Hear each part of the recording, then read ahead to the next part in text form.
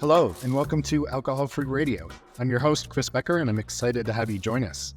Whether you're new to the amazing and growing alcohol-free community or someone who is already familiar, we hope you enjoy this program.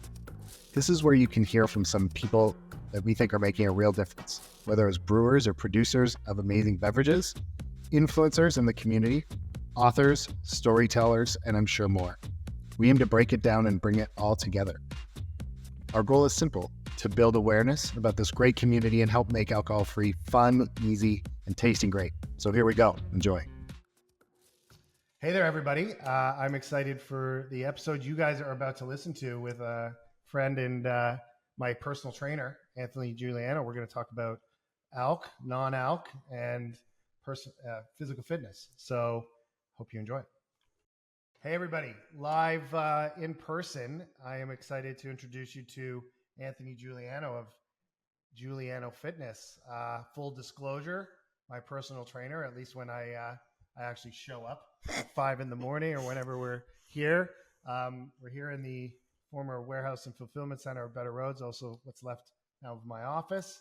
And next door we met because the gym is right here in the same complex. So welcome, Anthony. Thank you, Chris. Great to have you. I know that when we are having the workouts, talking, we've done a couple fun things where to see if people who are your clients might like non-alc or whatever here to come up, we chat about it. So I thought it'd be fun to kind of come onto the podcast and talk a bit more and get your perspective.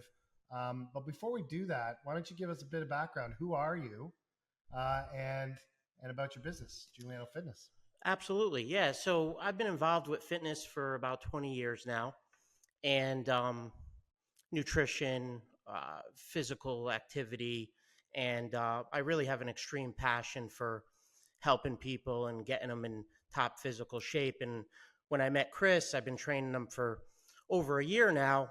We kind of had similar interests in health, and our business is actually really aligned, given the fact of we're trying to get more of society off of alcohol, because alcohol could be very detrimental to your health, and a lot of people don't know that. I've seen a lot of clients come in and they tend to struggle when they're drinking alcohol, and it's not just sweating the alcohol out, but it's also the alcohol is breaking down your muscle mass. Okay. So yeah, there's a few ways that it'd be fun to go with this. So let's talk about, because I can speak from personal experience. You're out drinking the night before, you got the early morning workout, you're showing up. You must see that sometimes. What does it do to the person who's coming in for the training? Like somebody who's, has maybe still got some alcohol in their system. Well, for lack of a better term, they're doing the workout slower. Yeah. Their performance is not as enhanced. Okay. They might feel even a little agitated. Okay. So some of the normal things that, you might get from a hangover or whatever, but it's an example, you really see it when you're going through a workout. Talk more about what you were talking about the physiological aspect. So there's alcohol. So let's say regular alcohol consumption, whatever that means these days. 6 drinks a week or something, depending. Talk more about what you were saying about muscle mass and the other impacts of alcohol on the body. Yeah, absolutely. I mean, I believe taking any amount of alcohol in per week, whether that's 2 drinks or 8 to 10 drinks, you are going into muscle atrophy, which is breaking down your muscle mass, which is, it's going to make it harder for you to lose body fat. Yeah.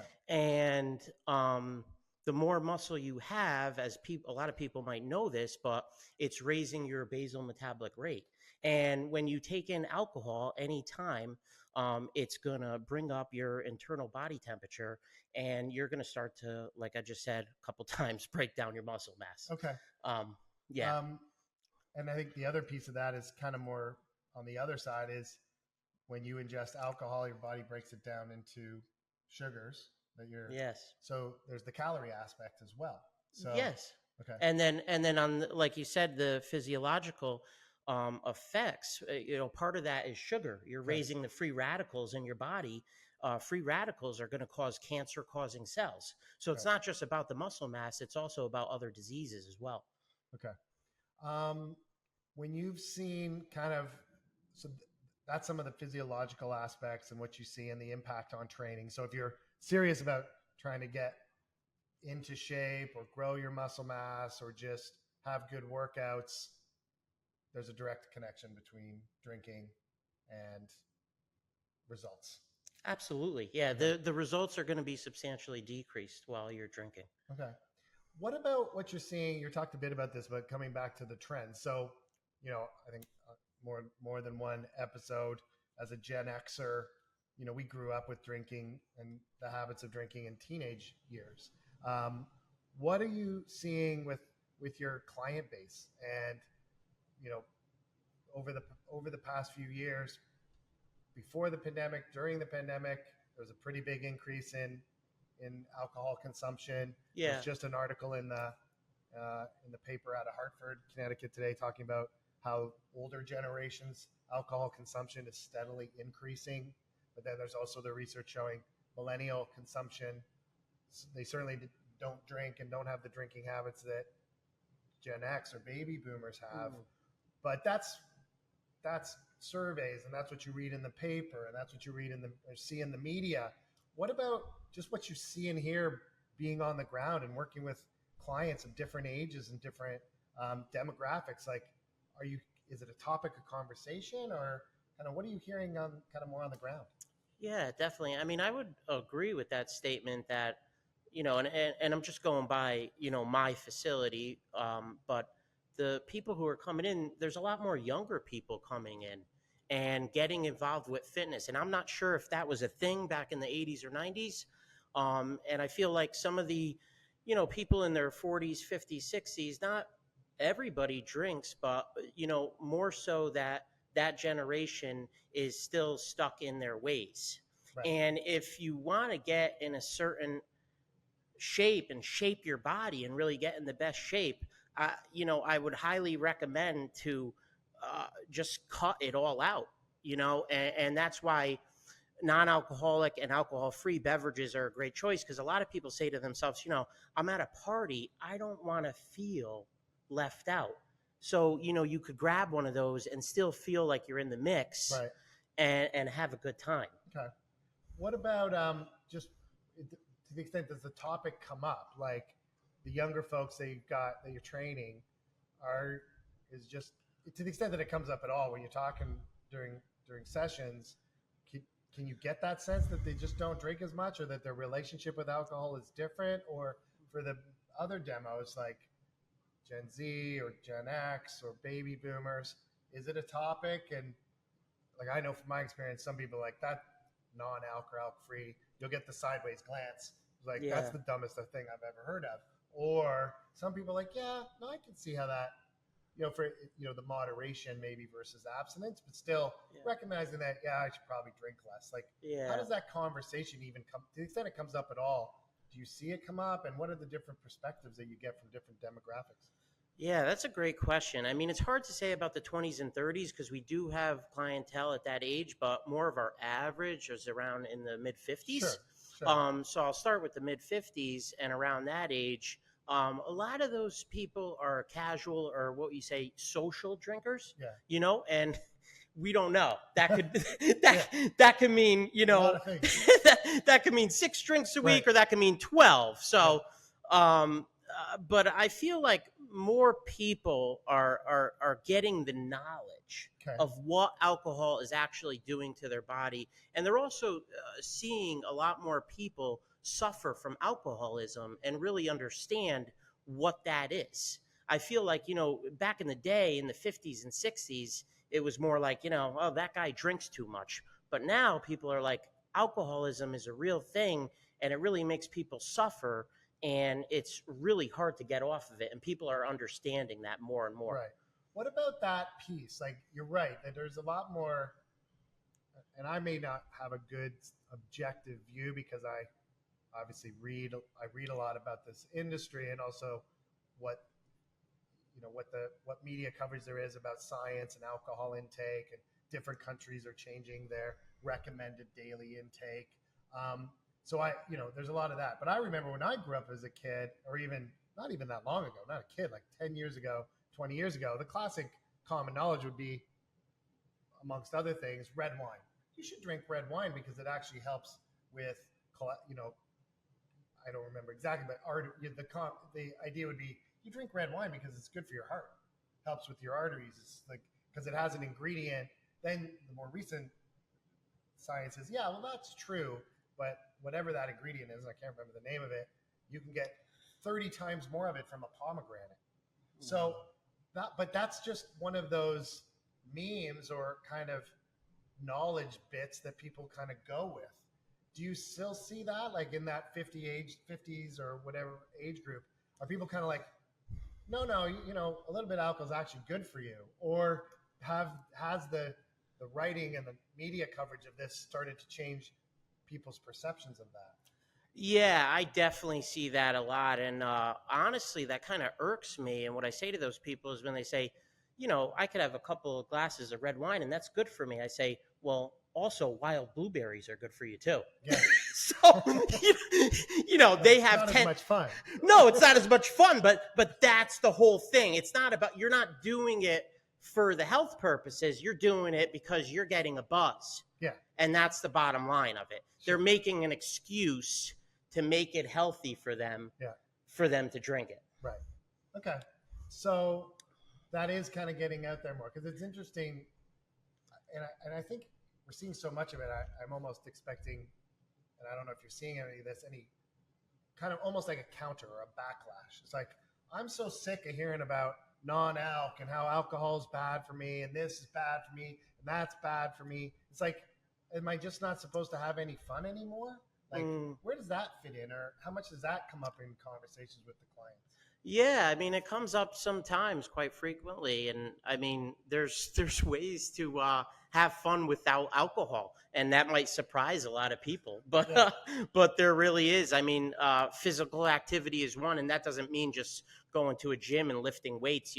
Going for hikes or going for a jog with a friend. Right. Getting the endorphin levels up. There's a lot of different ways, but also on the other end of the stick, those things take some effort. and just sitting back and drinking doesn't take effort. But you have no. But you have to put effort in life to better yourself. Yeah. And you could be happy without drinking. I personally don't drink at all. Yeah. And I love my life. I'm just basically happy. Are you bored? No. I mean, but yeah, I mean, so yeah, I do hear that sometimes. What do you do if most people are out drinking on Friday nights, just to get people to feel like, what do you do? Yeah, I relax. Okay. I read a book. I also take into play sleep. I make sure that I get proper sleep. So I'm going to bed quite early. Yeah. Well, and that ties to another. I mean, and I know from my own experience, but also I think it's pretty common knowledge. If sleep's important to you, that's another kind of counterintuitive meme that's out there. It's like, well, you have a few drinks, it's going to help you get to sleep. It actually messes up your sleep quite a bit. Yeah. In terms of deep sleep and REM sleep. And right. I suppose if you have enough drinks, you're going to feel a little woozy, and that might help you kind of nod off. Yeah, and when you think about it, Chris, I mean, if you go out and have a good time, so if someone says, well, what do you do for fun? Well, what do you do the next day when you have a hangover? Yeah. Not so fun. No. So I'm waking up refreshed, feeling good. Right, but that's tomorrow me. Right. I'm hanging out with today me. Right. Today me is having a lot of fun. Yeah. Tomorrow me is like saying, hey guys, it's like, he's so boring. I don't want to talk to him tomorrow. Yeah. What about the other piece that we're starting to see a lot in the U.S. in particular is hemp-based products, THC, Delta 8, Delta 9, THC-infused beverages. It's another way to get a buzz. Have you seen any of that as terms of an alternate for people who are like, I get it, alcohol's bad, I get it, it's messing up my workouts, not going to do it, but I still like to relax, and I'm looking for, and I like the feeling of a buzz every once in a while. That's understandable. Does that come up? Are you seeing much of that? And then also, what is your kind of professional take on it? Sure. Yeah. I mean, to be honest with you, I'm not seeing so much. I think you were kind of asking me if they're bringing up about THC, Yeah, do people or talk about THC beverages or THC in general? not too much. I think it's Gummies? more of a lack of knowledge about the Sure. product because it's new and Yeah, coming very out. But yeah, I to be honest with you, I don't really know too much about it Yeah, to really comment on yeah, that. yeah. Well, like you said, it is new, and we're just starting to see it in stores and Yeah. online and stuff. All right, cool. Well, I really appreciate it. I think as everything we talk about it in a bunch of different perspectives. We haven't had a chance to talk about non-alc and alc-free and alc in general from a physiological or a physical fitness perspective. Right. So I certainly appreciate you taking the time out and giving us your perspective. Yeah, thank you very much, Chris. I appreciate your time, man. Anthony Juliano Fitness. Do you want to throw out your handles? At Juliano.fitness on Instagram and Juliano Fitness on Facebook. All right, cool. Thanks, guys. Thanks, everybody. Take care. Well, I hope you enjoyed this episode of Alcohol Free Radio. We welcome any suggestions or ideas for this podcast and other content that we share with the Better Roads community. So please reach out to us on social media, on our site at betterroads.com, or via email at hello@betterroads.com. And it's been great to be with you here all together. Take care.